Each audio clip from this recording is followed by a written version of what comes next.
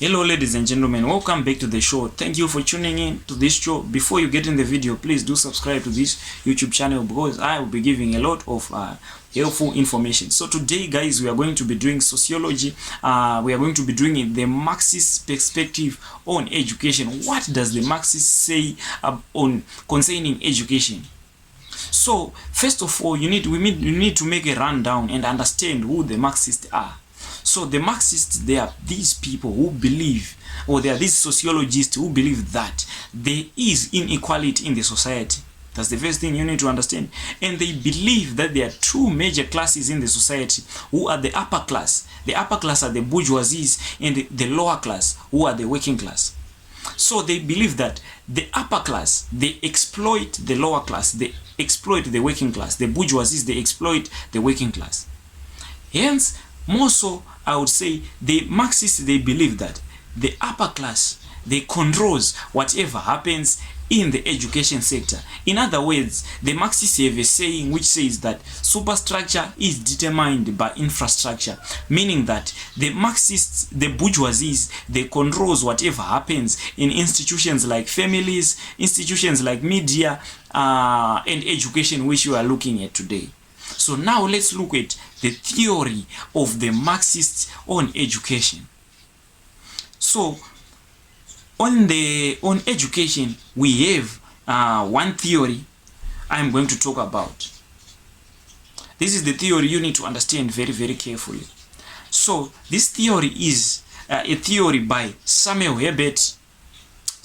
and Herbert, okay, and other they call them Boyles and Gindis. That's very easy to understand. Samuel Boyles and Herbert Gindis, they are the ones who drafted this theory.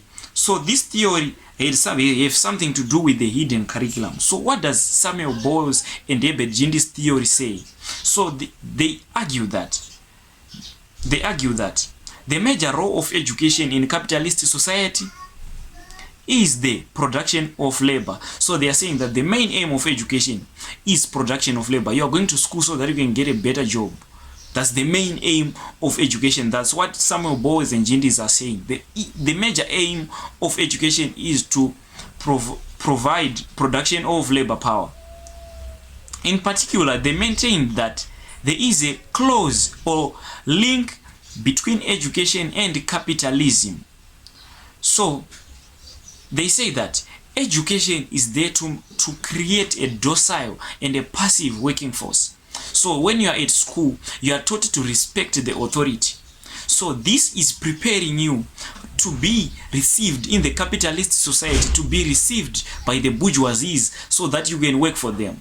The bourgeoisies want people who have acquired better education grades because they know that they are docile, they know that they are passive. This is according to Samuel Boyles and Herbert Gindis. So they say that there is no meritocracy in education. Meritocracy, they say that meritocracy is a myth since there is no genuine equality of opportunity. They believe that education meets capitalist ideologies through the hidden curriculum.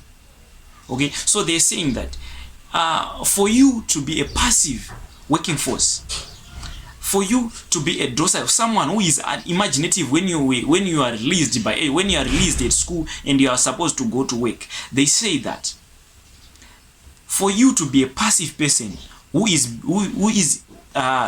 to be exploited by the capitalist, the education makes sure that it's possible through what they call the hidden curriculum.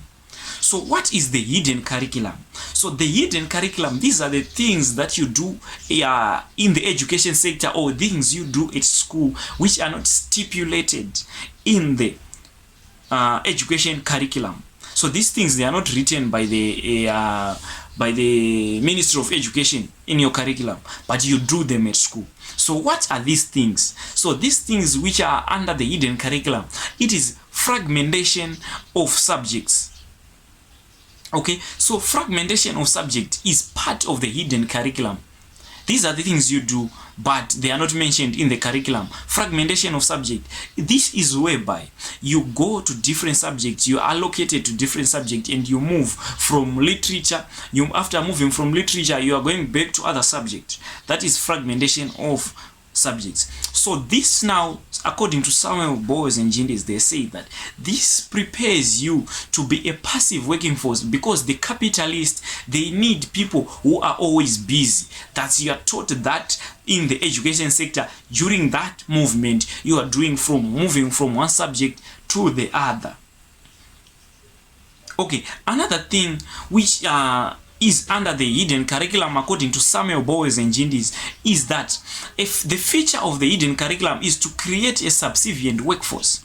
So what is a subservient workforce? A subservient workforce is education creates a subservient workforce through making people who are docile, as I've said, people who are unimaginative, people who cannot question what they are taught or what they are told by their bosses. This is the role of education. So your bosses, they are the bourgeoisies now. Okay, so another thing is the acceptance of hierarchy. So under the hidden curriculum, we are taught to accept hierarchy.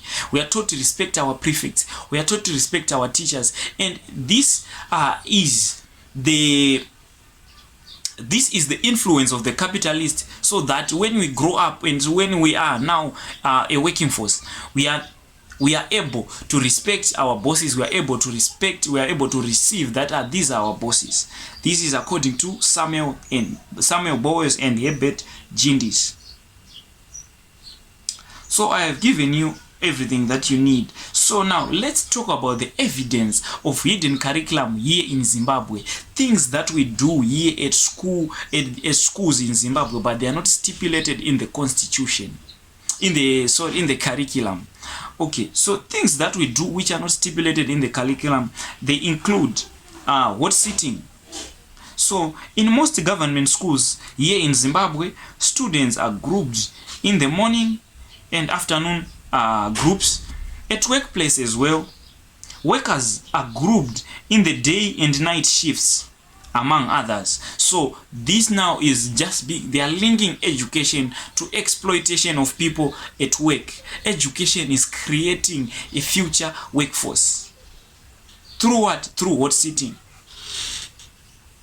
Because they want you to get used to these things while at least you are still at school. Another evidence of the hidden curriculum here in Zimbabwe is that pupils, they go to school early. Okay, if you are late at school, you are beaten.